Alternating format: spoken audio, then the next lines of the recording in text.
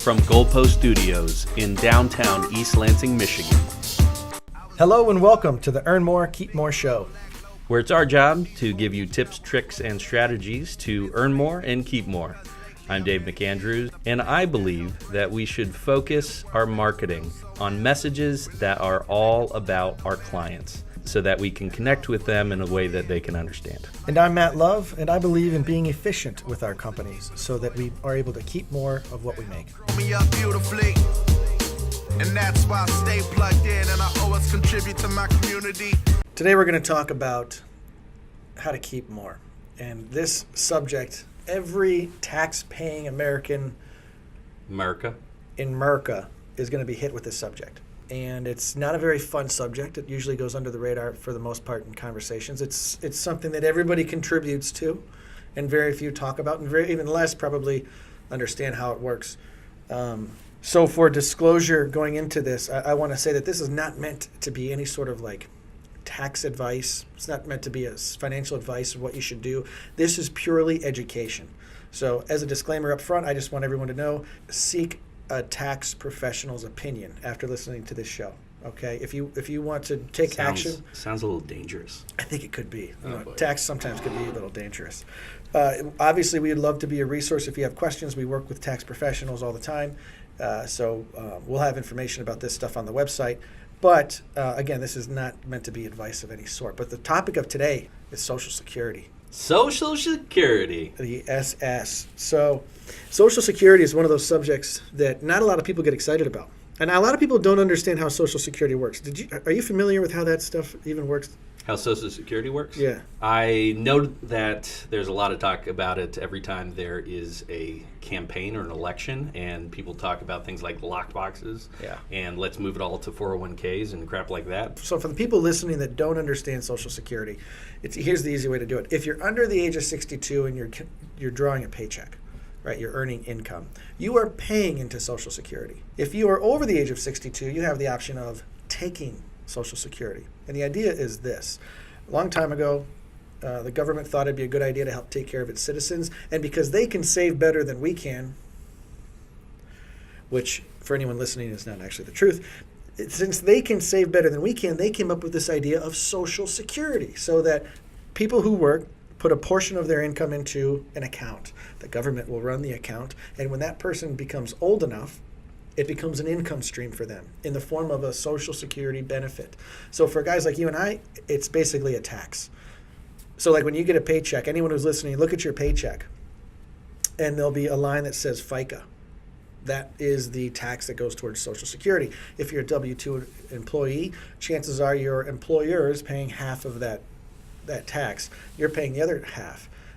So that's something that every one of our listeners is, if they are employed or they have a company, they are paying into that right now. Literally anyone who earns a paycheck. Because one of the things that I really try to make sure that we have honed in is the fact that people think about the future version of themselves as different people. Yep.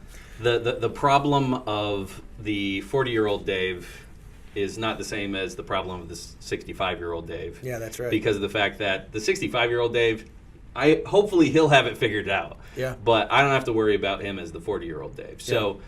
But what I do have to worry about is the fact that that is something that I am paying out right now today every time I write my checks to the government through my business. Literally every paycheck. And if you're an employer and if you own your own business, you are paying that Social Security tax on your own. And if you have employees, the employer, and you're the employer listening, you're probably paying a portion for your employees. Now the number, as you can imagine, like anything governmental, it's extremely complicated in figuring out the exact amounts, how much goes in, to what limit, how the benefits work. So again, this is not any sort of advice. This is just to show you some overall arching themes that have been taking place that a lot of people aren't talking about. The main thing is this. We pay into Social Security our entire working career in the hopes to get a benefit if we live long enough to the quote-unquote retirement age. I call it this fictitious event called retirement. I don't know if anyone's even going to get there. I know a lot of people that don't even get there. But let's say we get there. I would like, personally, now you tell me what you think, I would like to get all of that benefit that I'm entitled to. You mean all of the money that I've paid in all of these years? That would be nice if I get to there. I, for a long time, have believed that that is not even going to exist for us once we get there, at least not in the form that we had envisioned it, because of the fact that once you get to, I don't know, $11 trillion in debt, Yeah. you lose your solvency and do all of those sorts of things. And that's a scary thing too. I'm 35. For anyone listening, for us, we know that the Social Security fund is insolvent in the year, I think, 2034. I've seen a couple different varying accounts, but we know that there's not enough money to be paying those benefits in the next 15 years. So by the time we're 60, how are they going to get it? How are they going to get the money to pay for those benefits that they've already promised? I've been paying into it my entire life, and if I don't think I'm going to get it, I've always asked, how do I call them and say, look, since I'm not going to get it, can I stop paying into it? No one's answering my call right now, though. No, but the problem with that is it is one of the original Ponzi schemes, in which the beneficiaries of Social Security today are being paid for, or the benefits of the Social Security today is being paid for by the workers of today to the people who are not working currently. Yeah. Because the people who are retired now, they paid for the people generations before them. Yeah. So unless, coincidentally, this is where immigration policy gets kind of interesting, because in order for this to work, you need a lot more people paying into it over time. Yep. And if we do the same thing that Europe has been doing, which is birth rate decreasing and everything else, and then all of a sudden your baby boomers are your largest percentile, and you don't have the workers filling up the coffers behind them, that's when you're screwed. Yeah, it becomes a problem. These numbers might not be 100% accurate, but when Social Security started, there was around, I think, 9 or 10 workers for every one worker that was going to receive benefits. And the average lifespan back then was like around 61 years old. Now you can't even get benefits until the age of 62. That's considered early. And there's right around 3 workers for every one worker that's getting benefits. Now, what's happening with longevity and lifetime right now? Is that getting longer or shorter? Well, America's getting fatter, so it's maybe getting a little bit shorter, just a touch. And medicine is getting much better. Yes, once they start putting the micro robots in to fix everything, then we're going to live longer. Which is not too far off. Mm-hmm. So think about that. The generations are living longer. Medical advances are keeping us alive longer. Fewer and fewer people are working for the amount of people that are actually on the benefit. The baby boom generation, they say 10,000 baby boomers a day. Say that 10 times fast. No. 10,000 baby boomers a day retire. And what they mean by that is they start accepting their Social Security check. That's 10,000 more people a day than the previous day that are going to be collecting a check from the government. Now, here's what's so interesting about it. A lot of people do not have the conversation of, how do I maximize my Social Security benefit check? If this is something that I'm entitled to, I don't think a lot of people even consider the fact that there's ways for them not to get it. And here's the problem. Depending on where you keep your assets and how you draw your income in retirement, your Social Security could be taxable. Up to 85% of the Social Security that you're entitled to. Why does that even make sense? So I pay for it my entire life. I pay it to the government. Yep. And then when I get to the end of the road, they decide how much I'm going to get taxed on the benefit that I've Well, if you created? save for yourself, Dave, then and you're showing income at certain levels, they're going to say, well, look, you don't need this benefit anymore. We're going to give it to somebody who does. Now, if you look at the numbers of all of this, it affects a lot more people than you might think. Over 27 million Americans pay tax on their Social Security benefits. How many people are retired? Oh, gosh, I don't even know that number. So 27 million, and so out of the 100 million people that are retired today, 30% of them, almost 30% of them are paying taxes on... Oh, that's assuming 100 million people are retired. Sure. Check out the Google machine. See if you can find out how many people are retired in America. Or how many? Here's a better question. How many people are drawing Social Security in America? And then of that number, 27 million are taking benefits. So anyone listening right now next to the Google machine, see if you can check out. It's astonishing. And here's my point, though. Most advisors are not teaching how to keep that benefit. They're teaching you how to put your wealth with that advisor. Let's play a game. What's the whole purpose of saving money in the first place? You want to do what with it eventually? I'd like to spend it. I'd like to spend it. So what the conversation should be, if you want to learn how to keep more of what you're entitled to, find out how the distributions work. If you have money in a savings account, or if you have equity in a home, or if you have money in an IRA, when you get to retirement and start spending that wealth, how will that affect your Social Security? Well, really the only conversation that the general advisor, financial advisor gives is the fact that in the future, you are going to be at a lower pay bracket. And because you'll be at a lower pay bracket, you'll pay less taxes. Yeah. Well, as an entrepreneur who doesn't necessarily believe in retirement is a real thing, I don't believe that, and I get to pay into Social Security my entire life. How do I receive that benefit? I have never sat with a client and their goal was to me, and they told me, in order for me to be happy in retirement, I want to live on less than what I do today. That's my goal. I want to show me how to take home less than I do today. And what you just said was that most advisors talk about how you're going to be in a smaller tax bracket. You're going to take a pay cut. You don't need to, your lifestyle is going to be different. Well, I don't know if you know any retirees, but every day is a Saturday. They spend money. They want to go see grandkids. They might want to travel. Retirement should not be a time, okay, I'm going to be done working and I'm going to take a step back. Our job, if we want to learn how to keep more, is understanding how wealth works and when it comes from different areas and how I can maximize what I'm entitled to, like a Social Security check. Almost half of the people in America who receive a benefits check through Social Security give a portion of that back. I wonder what percentage of them knew that would happen prior to them receiving their first Social Security benefit. It's incredible. I'm gonna give you a tidbit right now for anybody listening.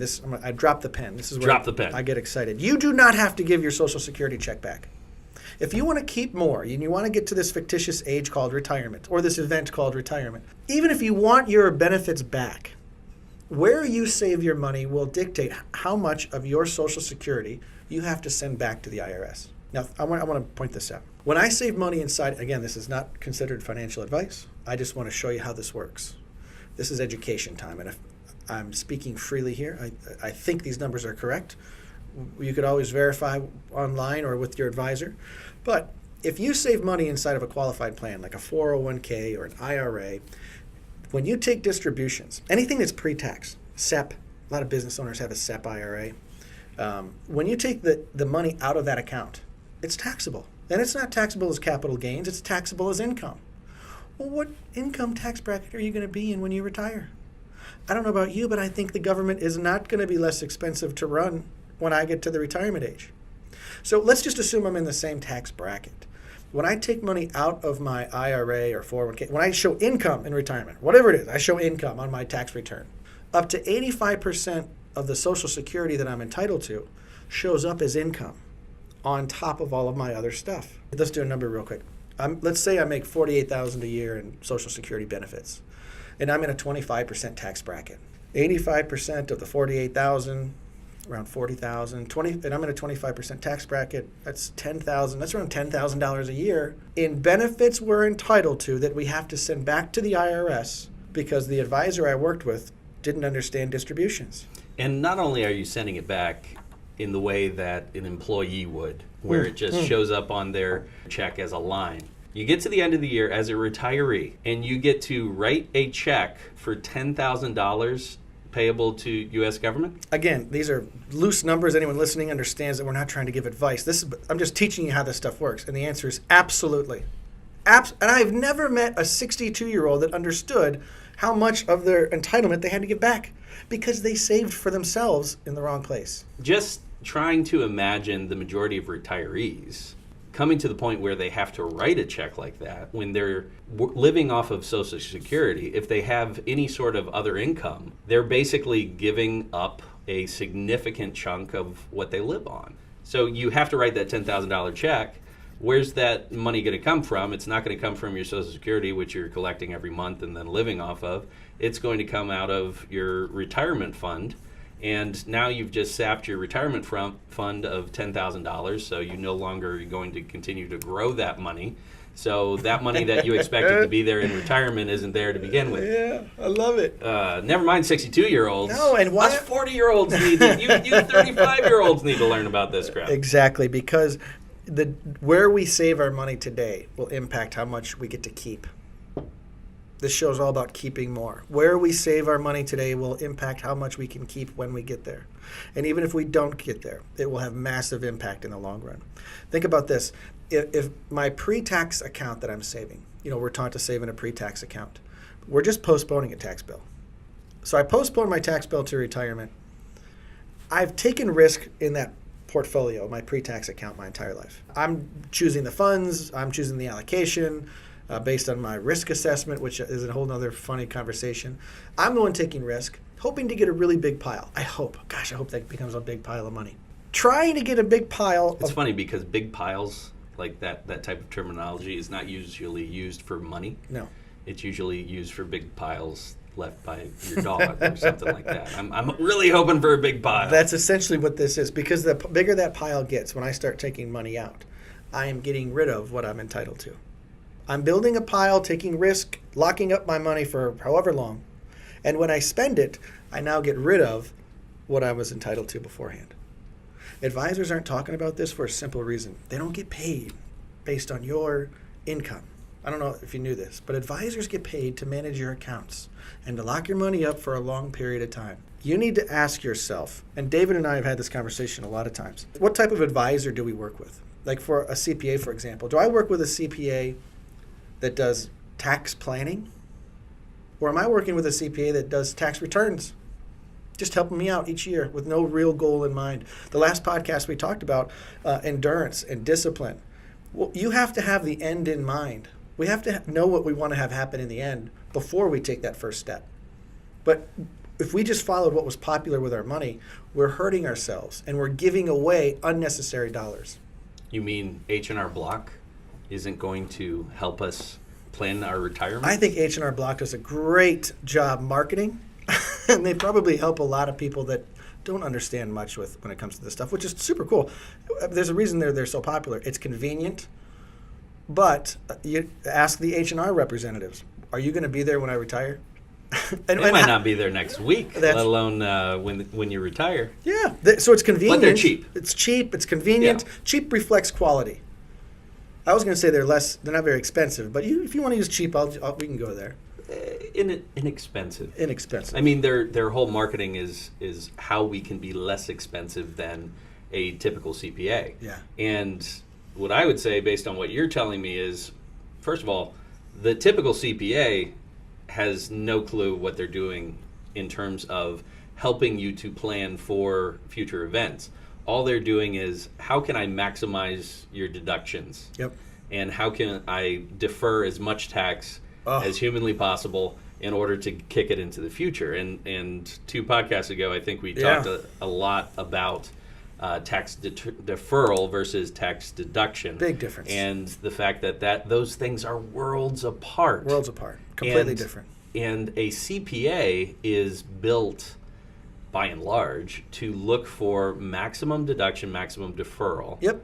And if they wear doing their that, cape in. What happens? They wear the cape in and save the day. Look at how much taxes I'm going to save you this year. Yeah, there's music playing. The question, anyone listening, the question you have to ask your CPA, how does this decision today affect my provisional income in retirement? I have literally never had a conversation with any CPA I've ever had that had anything to do with retirement. Yeah. Most people haven't. A lot of CPAs, I've given presentations to rooms before where there's CPAs in the room, and I'll say, please raise your hand if you've heard of provisional income. Crickets. Nobody raises their hand because it's not talked about. Most CPAs do not do tax planning. They do tax returns, which is helpful. Don't get me wrong. It's helpful. But if we're trying to maximize our money and keep more for the rest of our lives, we have to understand the distribution game. So for financial advisors, same thing. Ask your financial advisor, how does this decision today affect my provisional income? And if they don't know how to answer that question, next. Yeah, I'd start interviewing right away. Yeah, because there are not very many that have that even in their locker, let alone it's got to be a very small percentage, very small amount that are even thinking in that way. Some of them, if you push them on it, they will go to the internet and start looking up stuff. In fact, I found that many of my CPA conversations are around what are the current tax laws, what has changed, especially this year. This year's an absolute mess because they don't know what the tax law actually means, and nobody's actually had any training on what the new tax laws is. That makes taxes a little hard, doesn't it? Exactly. So they are just trying to figure it out. And if you're having a conversation with them about figuring out how to do my taxes this year, which I would strongly recommend against the majority of people trying to do their own taxes this year, period. Oh, yeah. Just because it's such a mess. Any business owner, which I hope we have a bunch listening, understands the value of building a team. And the team doesn't mean employees. It also means professionals that you surround yourself, advisors, professional attorneys, tax advisors, financial advisors. Having a team that believes what you believe and wants what you want. I used to ask my clients this too. When was the last time you sat down with your auto insurance guy or your attorney that writes your estate plan, and your banker, and your tax preparer, and your financial advisor, and your mortgage broker in one room with your goal on the wall and having everyone discuss what you want to have happen? They do what you do, and they're smiling and they're going, "That doesn't happen." Nope. And it does. The thing is, it doesn't have to be saved for the elite. We can have this kind of stuff. We just have to know the right questions to ask. If your advisor does not understand provisional income, you have to ask yourself, is that the type of advisor you want to work with? Again, anyone listening, we can help you direct you and get some answers to your questions. Go to our website. What's the website again? Earnmorekeepmore.show. .show. Yeah. .show. It's a big difference. Earnmorekeepmore.show. And maybe we'll put together a little questionnaire thing that people can download and absolutely maybe give them some direction or something. So check out the website. Hopefully we'll have some answers on there for you, anyone listening. But we do not want to give it away I'd for all like the you advisors. to still find me the CPA that can have that conversation with me. You still haven't turned that over to me, so we need to have an offline conversation about that, perhaps. That's right. There's not much that's philosophical about Social Security. There really isn't. It's really a boring subject. I think where people get interested in learning how to keep more is understanding how and when it becomes taxable. So working with an advisor that understands the distributions rather than the accumulation is crucial. It's crucial. It's going to be able to keep... And when you're talking about distributions, you're talking about distributions within retirement. Yeah. So how to not just accumulate the pile, but how to actually spend the money that you've accumulated over your life. If the only reason we save money is to eventually spend it, personally, I want to know how I'm going to spend it. And not only how much am I going to be able to keep? And think about this. If you worked with an advisor that taught you how to keep over $250,000 in your lifetime of benefits that you were entitled to, it kind of takes some pressure off of trying to save so much elsewhere, doesn't it?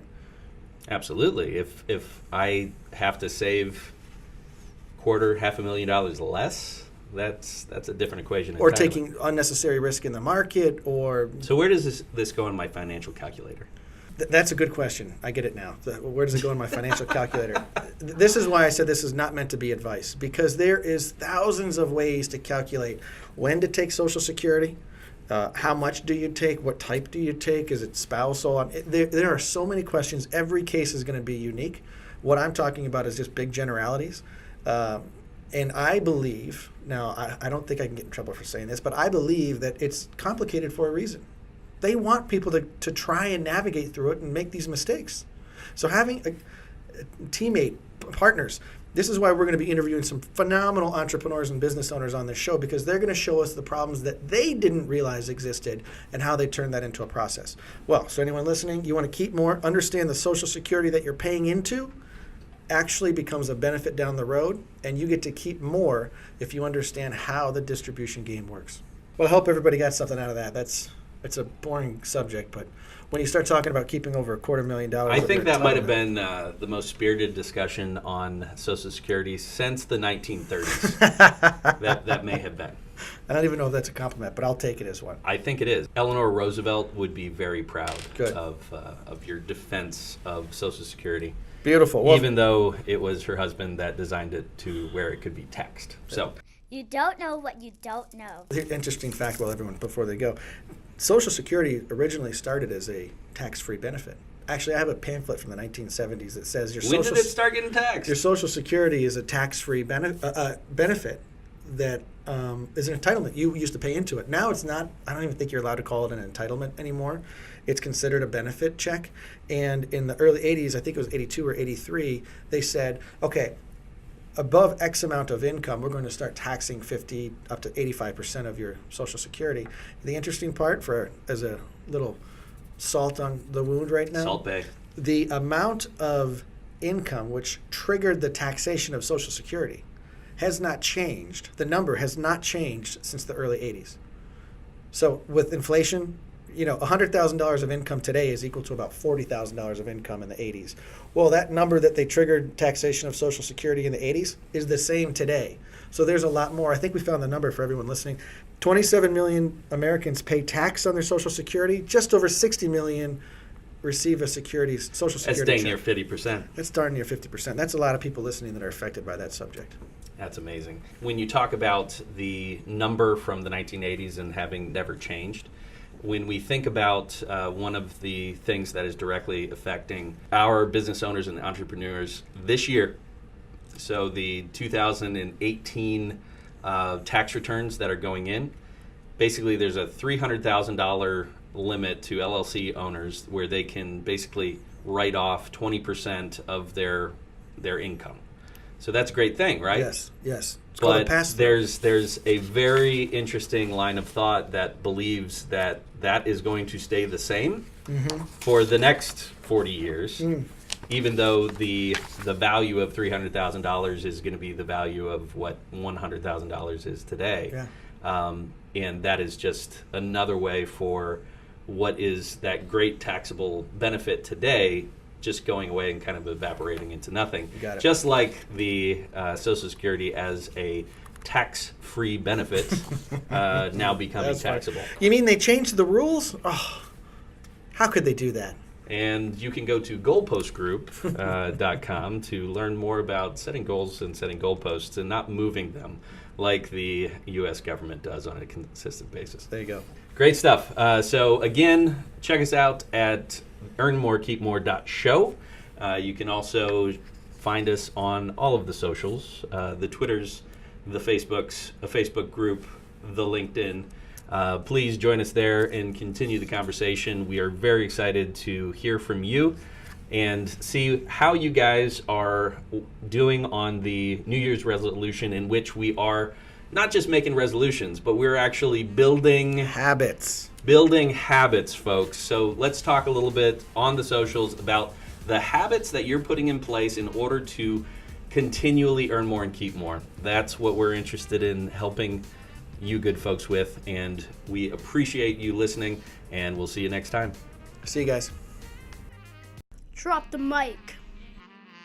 Matt, we just turned the calendar from 18 to 19, and whenever that happens, once a year we have an opportunity, and that opportunity is to really focus in and make some decisions about our lives and make resolutions. And the resolution that I would be honored if everybody who's out there listening could go and really take to heart and start thinking about in a really serious way is the resolution to earn more and keep more. Absolutely. There's only two ways to increase your business. The first way is to increase your sales. Everybody knows this. Increasing your sales is hard to do. It might mean you spend more money. It might mean you take more risk. You have to change some things to increase the level of production that you're creating. The only other way to increase your business is to reduce the cost it took you to get there. So in your resolutions, there's one of two things you should be focusing on. How are you going to get to the next level as far as sales go? And given the sales that you've already made, how can you reduce your cost? Let's do it. Let's get out there and earn more and keep more. This has been a Goalpost production. That's it for us. We are your hosts, Dave McAndrews and Matt Love. Our executive producer and creative guru is Jennifer McKinstry. Our social media director is Mark Farnes. And a very special thank you to Lansing's own Jose Moore for providing the music. Thanks for listening.